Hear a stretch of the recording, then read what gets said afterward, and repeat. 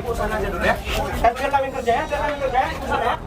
Satuan Narkoba Polres Pelabuhan Belawan melakukan gerbek kampung narkoba di Jalan Selebes, Medan, Sumatera Utara pada Sabtu sore. Dari hasil penggerbekan, tugas berhasil mendapati seorang pria yang berada di dalam rumah seorang bandar narkoba.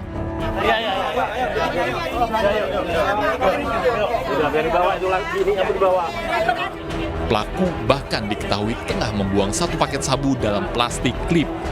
Meski sempat memberontak saat diamankan, kini pelaku pengguna narkoba tersebut harus mendekam di sel tahanan Polres Pelabuhan Belawan untuk dilakukan pemeriksaan lebih lanjut. Petugas langsung melakukan tes urin dan mendapati hasil positif zat metamfetamin sebagai pengguna narkoba. Kami berhasil mengamankan satu orang yang diduga pengguna, juga satu paket sabu di sekitaran TKP tempat pelaksanaan GKN. Penggerebekan ke kampung narkoba dilakukan berdasarkan laporan masyarakat yang resah dengan maraknya peredaran narkoba. Dari Medan, Sumatera Utara, Yuda Bahar, iNews melaporkan. Pemirsa, seorang siswa penerbang para layang tersangkut di atas pohon saat tengah berlatih di Puncak Bogor, Jawa Barat. Penerbang perempuan tersebut selamat meski harus tergantung di atas pohon hingga 2 jam lamanya.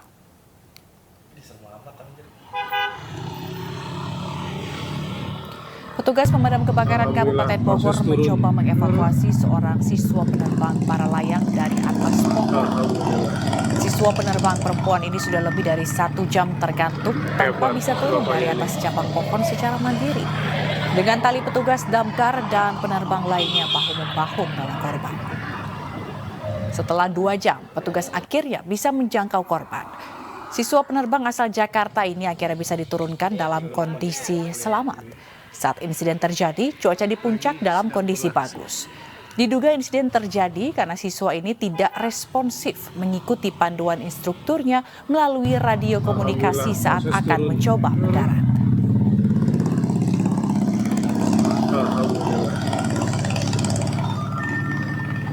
Polisi menetapkan pemuda berinisial R sebagai tersangka dalam kasus penganiayaan terhadap orang tuanya sendiri di Depok, Jawa Barat. Pelaku mengaku sakit hati dan dendam terhadap sikap kedua orang tua karena sering dimarahi.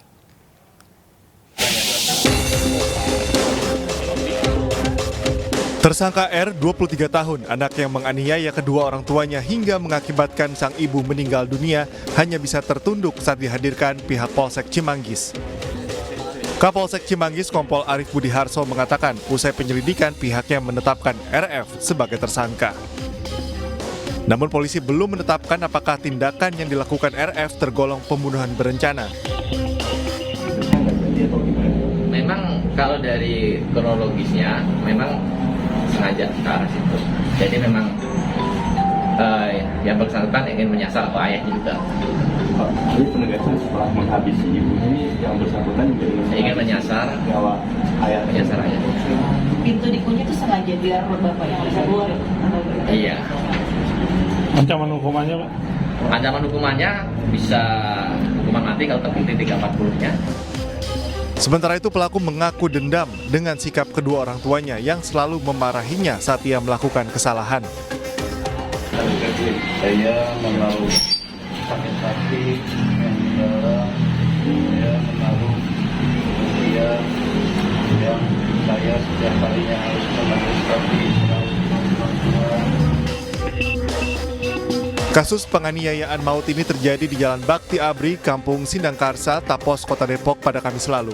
Saat itu warga mendapati Bakti Aziz Munir dan istrinya Sri Widyastuti tergeletak bersimbah darah di dalam rumahnya.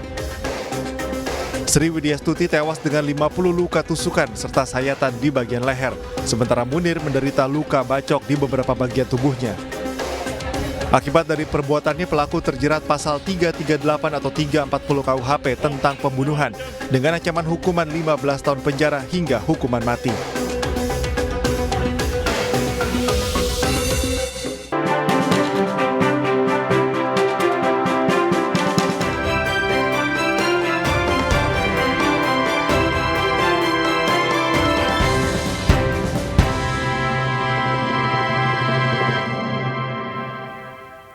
Pemirsa, wacana amandemen Undang-Undang Dasar 1945 kembali muncul setelah adanya pertemuan antara pimpinan MPR dengan Presiden Joko Widodo Rabu lalu. Namun Ketua MPR RI Bambang Susatyo membantah amandemen tersebut untuk menunda pemilu ataupun perpanjang masa jabatan presiden.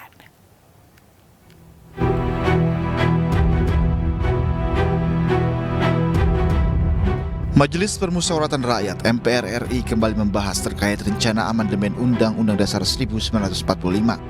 Hal tersebut disampaikan usai pimpinan MPR RI bertemu dengan Presiden Joko Widodo di Istana Kepresidenan Jakarta 9 Agustus lalu. Menurut Ketua MPR RI Bambang Susatyo, amandemen Undang-Undang Dasar 1945 dilakukan bukan untuk menunda pemilu ataupun rencana perpanjangan masa jabatan presiden.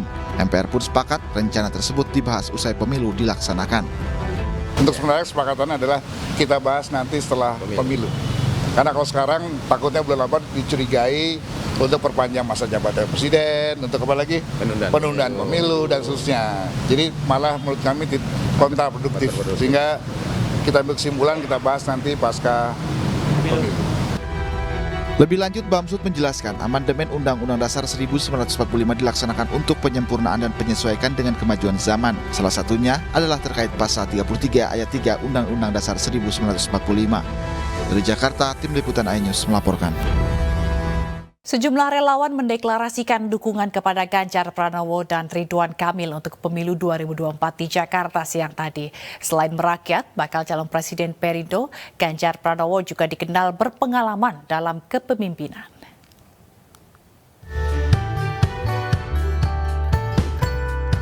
Sejumlah masyarakat yang mengatasnamakan relawan Ganjar Indonesia Sejahtera atau GARIS mendeklarasikan dukungan kepada Ganjar Pranowo sebagai calon presiden dan Ridwan Kamil sebagai calon wakil presiden di pemilu 2024. Kedua kandidat ini dianggap mewakili harapan masyarakat akan kepemimpinan yang tangguh, inovatif, dan berorientasi pada kemajuan rakyat. Oke, deklarasi hari ini kita mengusung Ganjar Pranowo dan Ridwan Kamil sebagai Capres dan Cawapres 2024. Garis tadinya ada kandidat 5 Cawapres. Tapi dari 5 Cawapres itu kita mengerucut sampai kepada Pak Ridwan Kamil karena kita lihat elektabilitas dari 5 orang tersebut lebih yang kita utamakan dan kita lihat Pak Ridwan Kamil. Ganjar Pranowo sebagai Gubernur Jawa Tengah provinsi terbesar ketiga di Indonesia dikenal sebagai sosok yang berpengalaman dalam kepemimpinan dan pembangunan.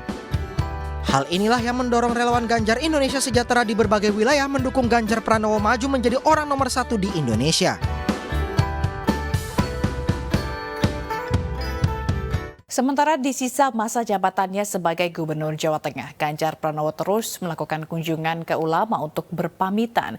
Dalam agenda ke Surakarta, Ganjar sowan ke Kiai Pengasuh Ponpes Muayat Kiai Haji Abdul Rozak Sofawi dan Habib Novel Alaidrus.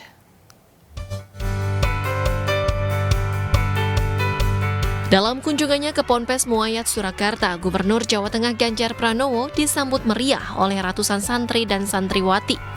Baca Pres Partai Perindo ini kemudian bertemu dengan pengasuh Ponpes Muayat Kiai Haji Abdul Rozak Sofawi untuk berbincang. Dalam kesempatan ini, Ganjar pamit dan meminta maaf atas kekurangan selama menjabat sebagai gubernur. Saya sowan kembalilah kepada tokoh agama, tokoh masyarakat. Mohon maaf kalau selama memimpin Jawa Tengah ada yang kurang, dan ini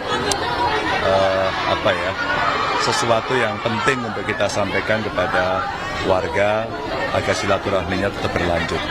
Kita ya pengen aja ketemu Pak Ganjar, secara Pak Ganjar itu orang yang kayak gitu Pak, ya Allah luar biasa hebat, ya bisa menjadi presiden.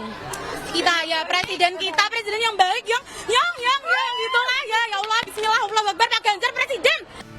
Setelah sowan ke Ponpes Muayat, Ganjar Pranowo juga berkunjung ke kediaman Habib Novel Alaidrus. Sambutan hangat Habib Novel kepada Ganjar dengan berbincang santai sembari menikmati hidangan yang disajikan.